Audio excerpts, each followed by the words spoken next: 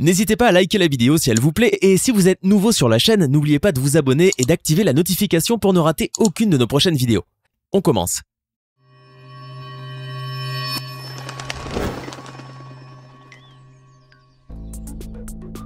Bonjour et bienvenue à tous. Que la vie soit pleine de surprises est une chose que nous savons tous très bien, mais cela n'empêche pas certains phénomènes de nous glacer le sang.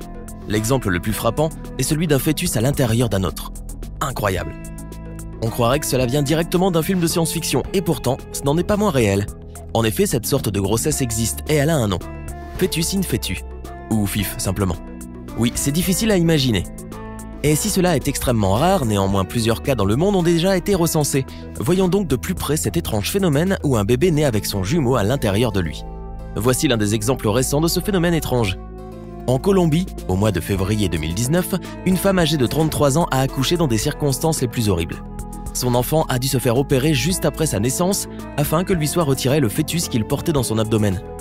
Avant de découvrir l'histoire de cette femme, voyons tout d'abord comment un fœtus peut contenir un autre fœtus. Comment ce phénomène se produit-il? Le fœtus in fetu, comme nous l'appelons communément, se produit toujours durant des grossesses gemellaires, donc lorsqu'il s'agit de jumeaux identiques ou monozygotes, et non de faux jumeaux, car les deux fœtus doivent partager le même sac amniotique. Voyons comment un fœtus in fetu se produit. Comme vous le savez peut-être déjà, les grossesses gemellaires sont générées à partir d'un seul zygote formé d'un seul ovule et d'un seul spermatozoïde. Ainsi, lorsque cette structure est divisée durant la première semaine de la grossesse, de vrais jumeaux se forment. Lorsqu'elle est divisée après 2 semaines, ce sont des jumeaux siamois qui naissent. Mais quand cette structure se divise plus tardivement, après le 17e jour environ, c'est un jumeau parasite qui se développe dans le corps de l'un des fœtus. Et cela survient lorsque l'embryon s'aplatit comme un disque, puis se replie sur lui-même pour former le fœtus allongé.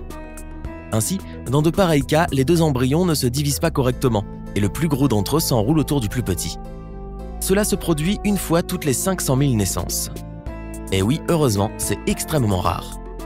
Mais pourquoi au juste la division ne s'est pas faite au bon moment? Eh bien, la science n'arrive pas encore à élucider parfaitement les raisons de cette division tardive. Une chose est sûre, il est impossible d'éviter l'apparition d'un fœtus in fetu. Il est même rare qu'une femme enceinte s'aperçoive que son enfant à naître possède également un fœtus. Souvent, les personnes ayant un jumeau parasite dans leur corps ne s'en rendent compte qu'après des mois, des années, voire même des décennies plus tard. De plus, leur jumeau parasite grandit au fil du temps. S'il se trouve à l'intérieur du corps, cela se traduit par un gonflement, le plus souvent du ventre. Il est ainsi fort probable que l'on pense simplement à faire un régime au lieu de penser que c'est un jumeau parasite qui se trouve à l'intérieur. L'idée de consulter un médecin ne vient pas spontanément. D'autant plus que le fœtus parasite continue parfois son développement, jusqu'à une certaine limite grâce à l'approvisionnement en sang de son jumeau hôte. Parmi les cas de développement d'un fœtus in fetu, on retrouve un autre phénomène encore plus ahurissant. Il arrive que le fœtus absorbe non un seul, mais plusieurs autres fœtus.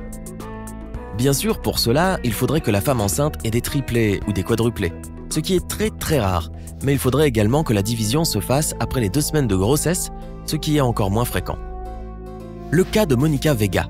Voici l'une des personnes qui a accouché d'un enfant ayant un fœtus dans son abdomen. Elle s'appelle Monica Vega, elle est colombienne, et elle a découvert cette anomalie 7 mois après le commencement de sa grossesse. On imagine à peu près le choc qu'elle a dû ressentir lorsqu'elle a su que son enfant avait un jumeau dans son propre ventre. Suite à cette effroyable découverte, son médecin lui a conseillé de rencontrer un spécialiste des grossesses à haut risque à Barranquilla, au nord du pays, du nom de Miguel Parasavedra. Au départ, ce dernier soupçonnait un kyste dans le foie du fœtus, mais il a eu tort et il n'a pas tardé à s'en rendre compte grâce à une échographie en 3D 4D.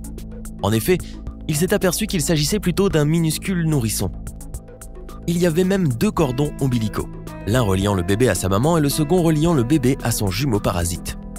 Ce médecin était si stupéfait de sa découverte qu'il n'a pas tardé à contacter une chaîne de télévision locale qui s'est intéressée de très près à Monica. Après cela, l'histoire de cette jeune femme et de son enfant est devenue internationale. L'anomalie de l'enfant de Monica présentait beaucoup de risques. En effet, le fœtus parasite affaiblissait considérablement son hôte, en ceci qu'il pouvait écraser ses organes. Il fallait donc réagir rapidement afin que le bébé soit sauvé.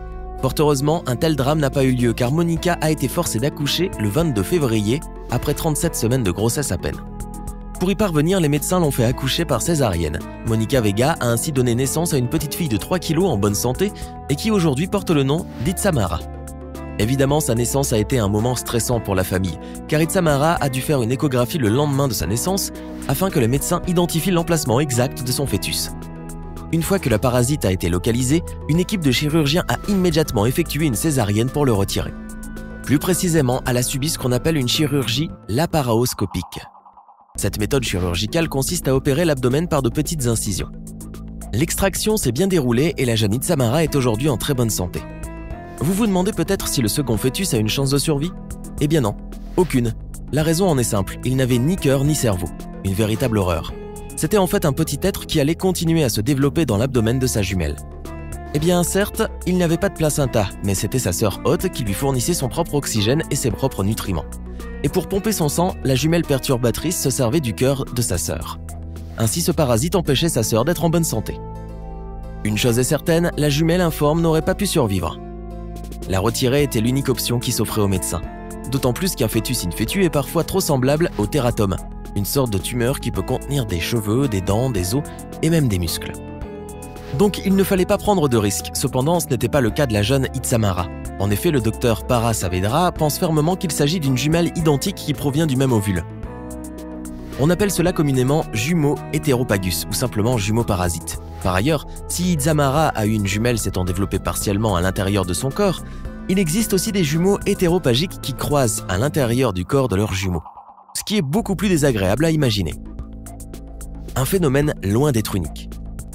Bien que cette histoire soit très étonnante, elle est loin d'être isolée.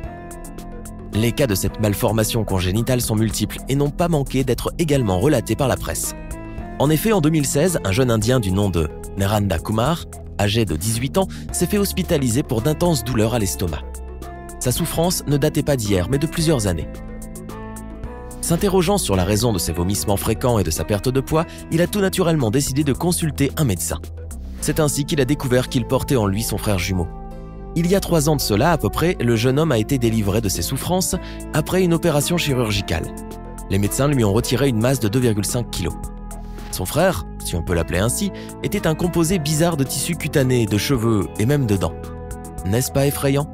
Pas étonnant que ce pauvre garçon ait eu des douleurs chroniques dans l'estomac. Son frère jumeau s'y trouvait justement. Autre exemple ayant fait le tour du monde. Un jeune garçon nommé Isbak Pakunda, âgé de 3 ans, a été conduit à l'hôpital suite à d'énormes douleurs dans l'estomac.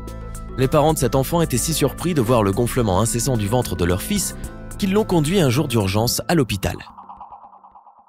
Les médecins ont rapidement constaté qu'il s'agissait d'un jumeau parasite. Narendra Kumar, Isbak, le jeune garçon, s'est alors fait immédiatement opérer. Les médecins lui ont retiré un fœtus d'environ 25 cm et pesant 700 grammes. Il avait des yeux, des cheveux et une masse osseuse. Plus près de nous, une candidate de Secret Story 7 a fait le buzz sur les réseaux sociaux en 2013 en révélant son secret devant la France entière. L'histoire de sa vie était extraordinaire. Alors que la mère d'Alexia attendait des jumeaux, lors de l'échographie suivante, il n'y avait plus qu'un seul œuf. Si la maman de la secrétiste avait pensé à une erreur de l'obstétricien, elle a finalement fait le rapprochement après l'opération de sa fille. Pendant 14 ans, Alexia avait dû vivre avec les restes du fœtus de son jumeau parasite. Si la jeune femme avait longtemps souffert du regard des autres à cause de son gros ventre et de ses douleurs récurrentes, aujourd'hui elle a retrouvé une entière confiance en elle. D'autres histoires existent étant donné que plus de 200 cas ont été signalés. Depuis la nuit des temps, le mystère des fœtus in fetu alimente tous les fantasmes, inspirant même la mythologie grecque. En effet, parmi les exemples de mythologie qui font allusion à ce phénomène, on compte celui d'Athéna qui serait sorti du crâne de Zeus, ou encore Dionysos qui aurait émergé de la cuisse de ce même dieu. C'est à dire à quel point ce phénomène a de tout temps agité les imaginations. Heureusement, la science a aujourd'hui élucidé en grande partie ce mystère inquiétant.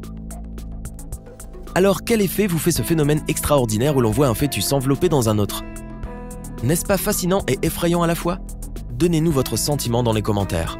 Sinon, n'oubliez pas de partager la vidéo si elle vous a semblé intéressante et de revenir demain même heure, même chaîne pour une nouvelle vidéo.